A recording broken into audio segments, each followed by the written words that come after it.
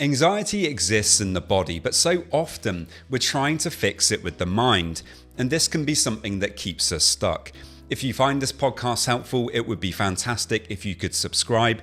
It really does also help other people who might be looking for content like this.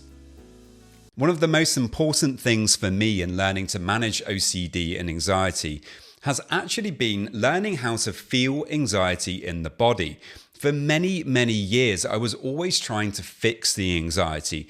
I was trying to figure out the obsessions. I was trying to have more certainty about them. I would go round in circles in my head, ruminating about things for potentially hours at a time. And of course, all this was actually doing was perpetuating the cycle of OCD. The more that we think about something, the more that we try to figure it out. We're actually fueling the OCD. We're making ourselves more stuck because thinking about it in this way is actually a compulsion.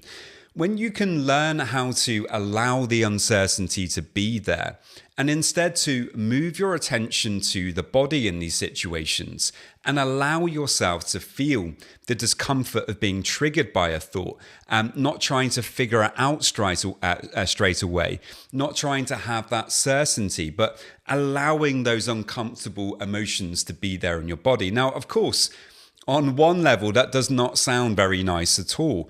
Maybe you're doing everything you can to not allow yourself to feel those difficult emotions. You're resisting them, you're performing compulsions because actually that gives you a kind of sense of control over those difficult emotions. And really, this is a big part, I think, of where OCD comes from when we're pushing away those difficult emotions all the time. By performing compulsions. Well, in the short term, it helps us to feel better, but actually, in the medium and long term, it tends to make things a lot worse because we're not teaching ourselves that actually we can feel those difficult emotions. We don't always have to push them away. And if we can feel those difficult emotions, then it's likely that we're not going to feel so trapped anymore moving forward. Because I think when you always feel that you need to get rid of an emotion in the body, that you're not willing to feel it, then of course it's going to feel like a really uncomfortable place to be when you're in your body. You're going to feel kind of trapped, almost imprisoned by your emotions. And real freedom from that comes when you allow yourself, when you realize on a kind of deep bodily level that, it's okay for you to feel these things. It may not be pleasant. It may not be comfortable. You may not like it. It's definitely not enjoyable at all to experience those things. But it's so much better actually to allow yourself to feel the discomfort of your emotions than the alternative, which is, doing OCD, getting caught up in the thoughts all the time, getting caught up in the rituals and the various different compulsions that we do, because that's the end result of not allowing yourself to feel those difficult emotions. So how do we go about that? Well, for me, it's about practicing something on a regular basis. And that is a simple 60-second check-in. And this is something that you can practice maybe 4 or 5 times a day or a little bit more. And the idea is that for 60 seconds, you're just going to check in with your body. If you're feeling anxiety in that moment, great, but it doesn't always have to be when you're feeling anxiety. The idea is just to check in with what you're feeling. So maybe you can take a deep breath in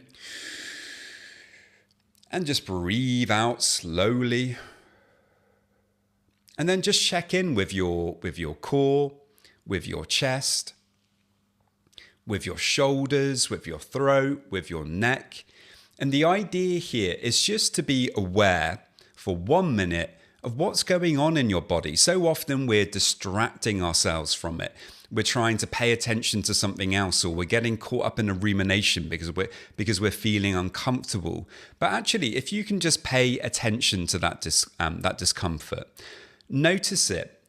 Try to be specific with yourself.